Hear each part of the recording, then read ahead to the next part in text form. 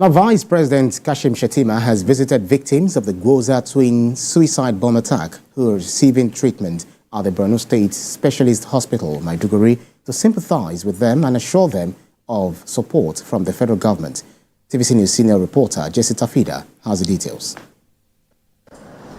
It's been 2 days since victims of the Goza bomb attacks were brought to the State Specialist Hospital, Maiduguri. Today, the Vice President, Kashim Shatima, is here alongside top government officials in the state to see how the victims are recovering. He personally interacted with the patients here. The Vice President is clearly saddened by the incident and assured of the federal government's support to take care of the victims. The House of President Bola Tinubu is with the victims, and he specifically instructed us to come and offer our condolences and commiserations to the victims of this incident. We are here with the Director General of NEMA, and the acting governor have been working round the clock to provide succor and support to the victims. The Vice President disclosed that about 32 deaths have been recorded from the attack. So far, we have recorded 32 deaths, and I want to use this forum to most sincerely register our profound gratitude to the Borno State government, to National Emergency Management Agency, NEMA, and the State Emergency Management Agency and ICRC for rising up to the challenges of the times and giving their best.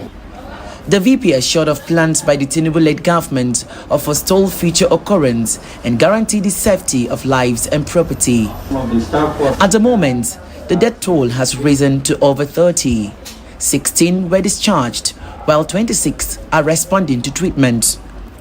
Normalcy has since returned to Goza town, with security operatives on patrol and residents going about their lawful business. Jesse Tafida, TVC News, Maiduguri. In a related development, President Bola Tinubu, the U.S. government and some other politicians have condemned the suicide bombing attacks that killed at least 18 persons in some parts of Goza local government area of Borno State. The president, in a statement released by his media aide during Gilale, said the attacks were a clear manifestation of the military onslaught against the terrorists and the success achieved in degrading their capacity to launch offensives and the success achieved in degrading their capacity to the U.S. mission in Nigeria has also described the bomb attacks as acts of violence and a cruel disregard for human lives. The diplomatic mission has now pledged its partnership with Nigeria as it works to defeat terrorism and bring the perpetrators of these heinous acts to justice. Joining us via Zoom from New York is a security expert, Dennis Amakri. Thank you so much for joining us on TVC Breakfast, Mr. Dennis. Good morning. Right, so it's quite disheartening to hear about the Borno attacks, by the suicide bombers and all of those, and we've been having reactions here and there. But first and foremost, let me get your initial reaction to this story. Because of the casualties that have been recorded so far, 32 of them, do you feel that this is something that we thought we had actually defeated so far? But how are you reading the developments from Borno State? Okay, thank you very much for having me here this morning. Our hearts go to the dead persons and their families who are grieving them seriously, but these deaths are one too many. One too many in the sense that Goza has become a very, very fertile ground for Boko Haram, and it's really sad because apparently we've not been able to face it squarely, but when you read it in the other angle, you find out that actually the military has dealt a severe blow on the terrorists, because right now, instead of attacking militarily, they are now sending suicide bombers. which is what they used to do before. And for doing that alone, it tells us that they are really, really in trouble. But why Goza? I think that's something that we can also talk about later. Right. And if you watched the report earlier, they said that normalcy has since returned to Goza. One would wonder what normalcy means in that region as regards the reoccurrence of this kind of incidences. But for an incident like this that has not, really happened since about 2015, there is probably a message that these suicide bombers are trying to communicate or, impose on the people. How should the government be addressing it in terms of, messaging and also posturing? I think, first of all, we have to understand what Goza means to Boko Haram. Because if you go back into what happened in that town, you discover that Goza is very, very important to Boko Haram. That was the first place that Abubakar Shekau, their dead leader, declared a caliphate. And that area has been, the Mandara Hills especially, has been very, very strategic for them because of the cross-border activity that goes on. Of course, the cross-border activity that goes on, and then, of course, the weapons and all kinds of ammunition that comes around with it. And then, of course, the Mandara Hills, very, very important because they are very impenetrable. Of course, we cannot say that the army can also penetrate it, but they go and hide, and then they go down and hit on the town, and then they withdraw again. Goza, they said normalcy has returned. Yes, it could return, but they are living in the shadow of death, whereby these terrorists are really, really hanging around in the mountains. And when they find out that things are normal, and then the military, they are monitoring the military, and the military is not very, very serious, then they come down and then attack and then run back again. So it is somewhere that I think our military have to focus and then deal with once and for all. So these attacks involved the use of using female suicide bombers. In fact, we understand that one of them strapped a baby to her back. But then I also heard that some of them will be giving meager amounts, even as low as 20 naira. Back in the day, I don't know how it is now. To what end do you think they are doing this? And what does this tell us about the strategy or the tactics and strategies that these attackers often deploy? The strategy, first of all, is to make sure that they have control of Goza. As far as they are concerned, it's their headquarters. It's the headquarters of Boko Haram. Tactically, most of these people that they recruit, very literate. They don't know what. In fact, some of them don't know why they are carrying those bombs to wherever they are going to. They just tell them, wear this thing. When you go, when you are there, when there are many people among you, just pull this thing and, you go to heaven. Don't worry, and it is a very, very serious issue because that propaganda persists, where people who really don't know much about the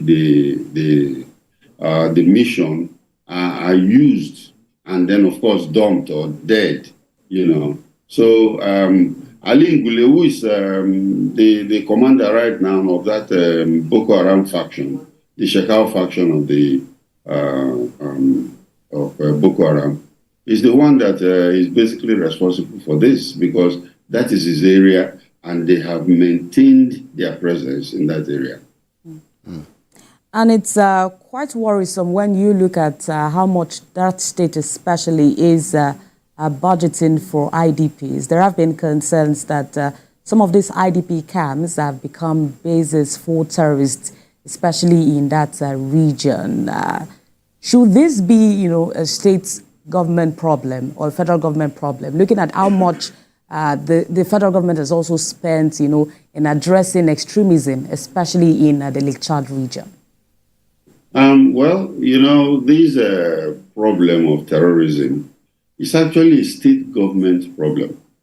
The federal government is supposed to also step in to assist the state governments when they cannot deal with it. We've always left it for the federal government to be handling. Right from when this insurgency started, the federal government took control and have been doing everything up to the extent where we come out to say that they've been technically defeated, because the federal government was there. But I think the Borno state government has done very, very well, very exemplary, in how they've handled this, especially when it comes to resettling the people and, taking care of the IDPs. But you see, IDP is not a town. It's not a new town that will remain there forever. The whole idea is to keep these people safe in the IDPs for a while, rebuild their places, and return them back to their places. But we have allowed IDPs to be there, and it has been it's turning into a super camp, and then, of course, expanding on a daily basis. And unfortunately, and sadly enough, we've been having reports about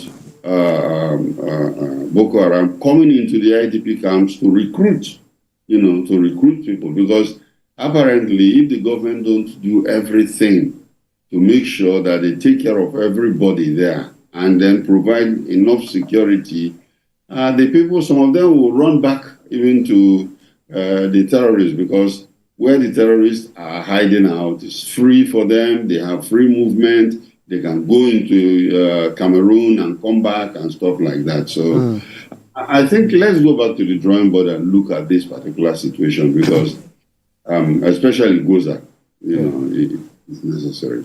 Mr. Makri, I'm wondering how these, recruiters gain access into the IDP camps. Is it a free-for-all kind of a thing that where people move in and out with unchallenged or unchecked?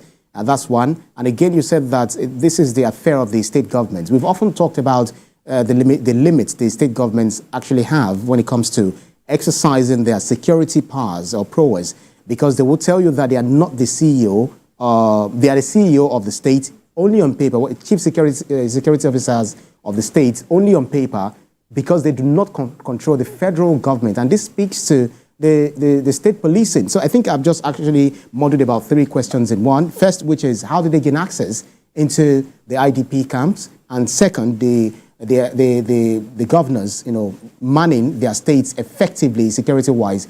And lastly, which has to do with, I think I actually forgot that. But then carry on with those two. Very important. Okay. Excuse me. You see, IDP camps are not like military fortresses. They are not. They are just a loose gathering of where people are.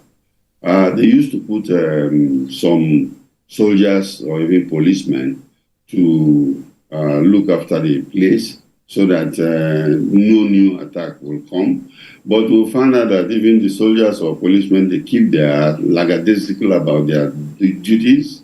We've had reports of some of them being arrested even for molesting the females, So it is a loose, it's not a very strict area. People move around either looking for food, or some of them go outside, to go and bring either firewood with which they are going to cook their food. So when they do these movements, remember, the Boko Haram people are not wearing uniforms, especially when they are not actively fighting. They're easily moving with the people. Of course, the women among them dress like the normal women, other women, and then they go in there. And they actually brainwash them and tell them to go in and do what you have to do, or go into the town and do what you have to do. So it is not a very strict situation where you get them in there. Now, talking about the governors, these crimes, the terrorist crime that is going on is a problem with state government. They own the problem. But like I mentioned earlier, the federal government has come in, and because there was a military arms and ammunition being used, the military was sent in to go and fight them, and then we came up with that famous technically defeated kind of language. But it's actually a state thing. And if it is a state thing, then we need to get the state ready. And that is where we're now talking about state policing. You know, the police is not, they are not, they are being overwhelmed. And because they are being overwhelmed, then they invite the military to come in.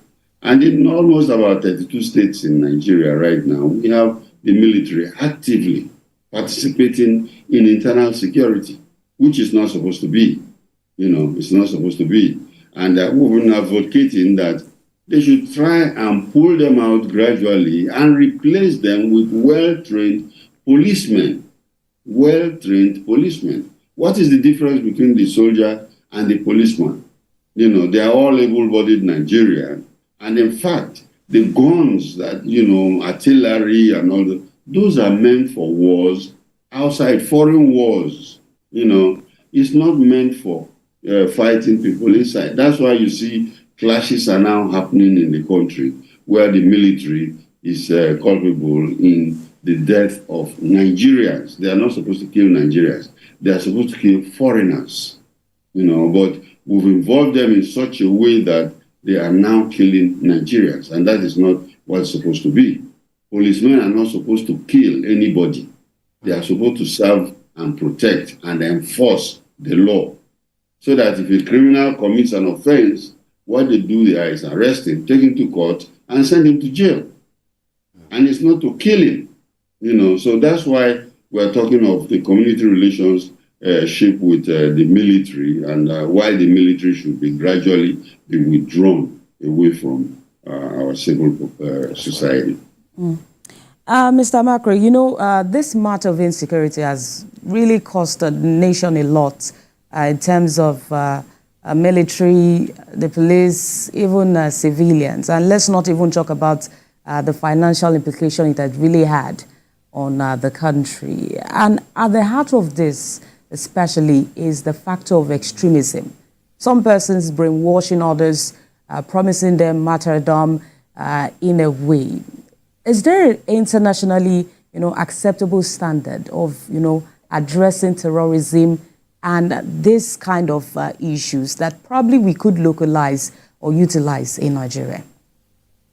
The first one, international involvement, will be to have a very, very nice relationship with your neighbors. With your neighbors. And that's why we were warning here when we had a problem with Niger Republic, and because of the coup that went on there, some people misadvised our president, who was the chairman of ECOWAS, to attack ECOWAS, to attack Niger in 72 hours. That was a very wrong move, and we said it at that time, you know, because your neighbors are the people who are going to help you. Now look at this particular case we are mentioning, we are discussing. You know, Boko Haram get most of their arms and ammunition across the border in Cameroon. You know, and they strategically went and located themselves there. And then, of course, it's easy. They can attack and run back, I remember when I was in service, I visited Gaborone-Gala, which is a border town between Cameroon and Nigeria.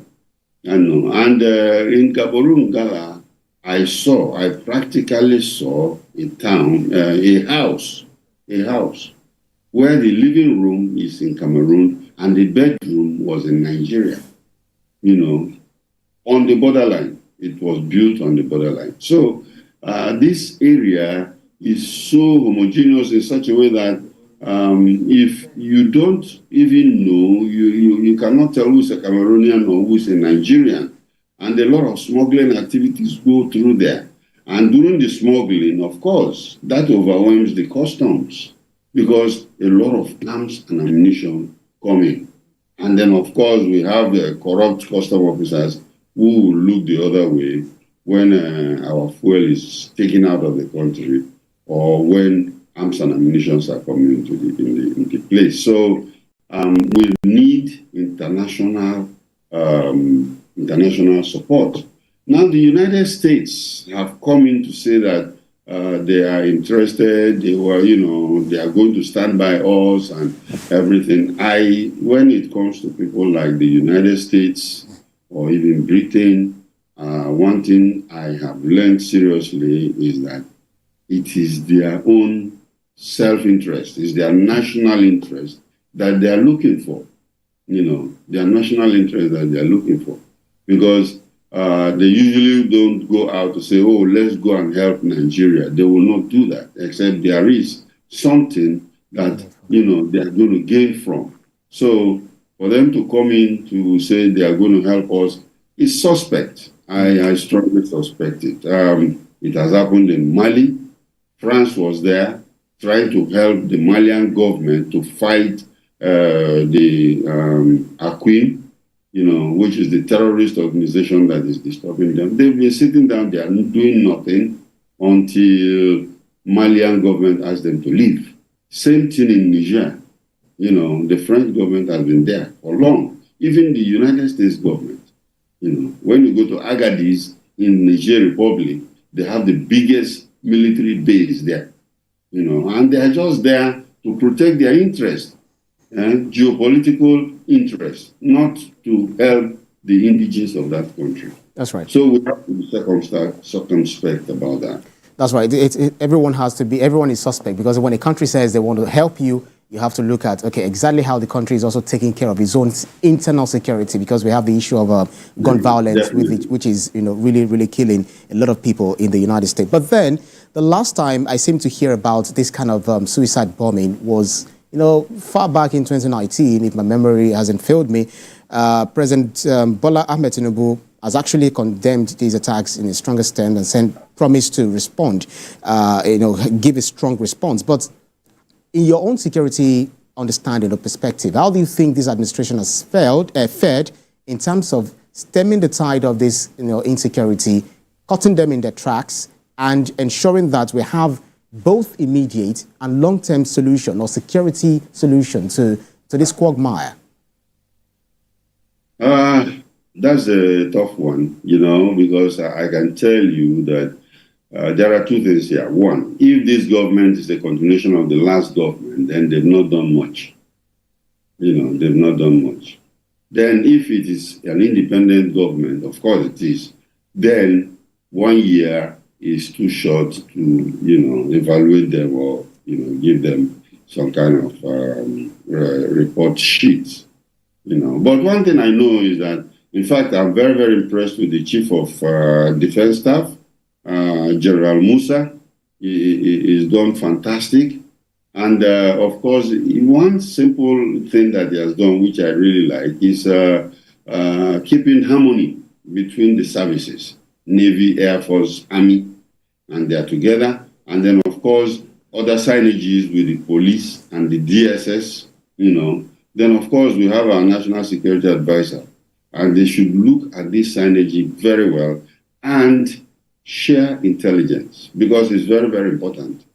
It's very, very important. That's why I'm saying the former government, although a lot of money was voted into security and all, I don't think that much was done, because when you come to think about it, if you come to see the kind of money that we've expended in this particular problem till date, running into trillions, and then look at the results that we've had.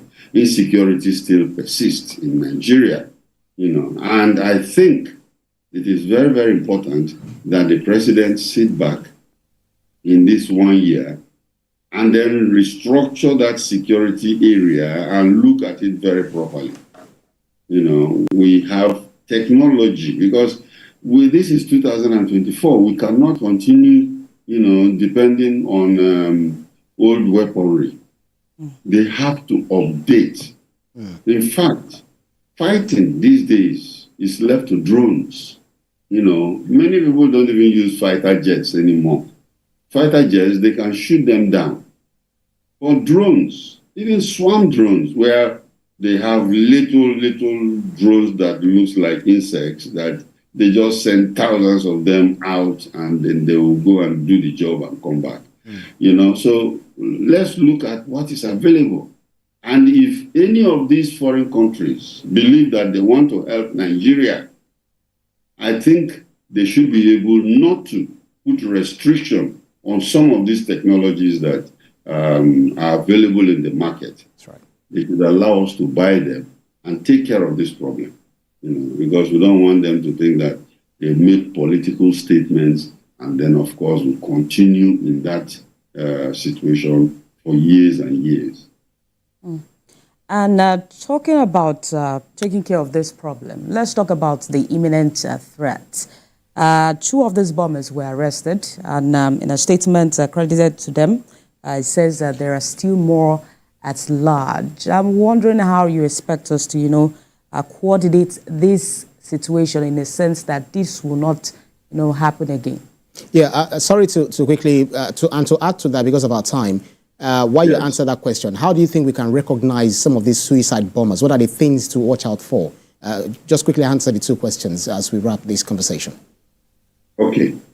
Now, the important thing is that for the recognition, number one, suicide bombers are like any other person because they will dress like any other person and they move around, but there are some certain things. It has happened before in Abuja. There are some suicide bombers who went to a shopping mall, and then, of course, security guard recognized them.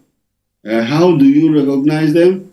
Their clothing is different from everybody. You know, like the weather is very hot, and everybody is trying to wear either T-shirts or something like that, and you see a suicide bomber who is wearing a coverall and a long one and stuff like that, because they want to conceal what they are carrying. And of course, you know that it is very suspicious. They are very suspicious when they move around.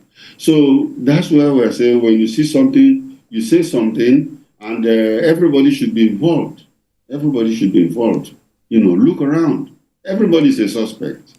We cannot just leave it to the security agencies or the army and say, oh yeah, go ahead. That's your job. Go ahead and do it. Okay. So we should be, you know, very much involved. Then the other part of the question is intelligence. Now, how do we stop this from happening? We have to really get our intelligence, strategic and tactical intelligence very seriously. Yeah. Because it's like a moving goalpost. We cannot be sure. We're dealing with an asymmetric enemy that does not wear uniform, so you cannot tell. And we have to intensify our own recruiting. That's right. Training. You know, we recruit, train, and then make their capabilities. I mean, the agents we are going to use, because this one is mainly human intelligence that we can also use besides the technical one. That's right. And that's a very fine place to leave it. And we hope that all of this, you know, insightful conversation that we have regarding the insecurity will definitely be put to use by the current security architecture that we have in the country. Security experts joining us from New York, Dennis Amakri. Thank you so much for your insight on this topic. Thank you so much. Thank you for having me. Now, stay with us here on TVC Breakfast. Still to come, climate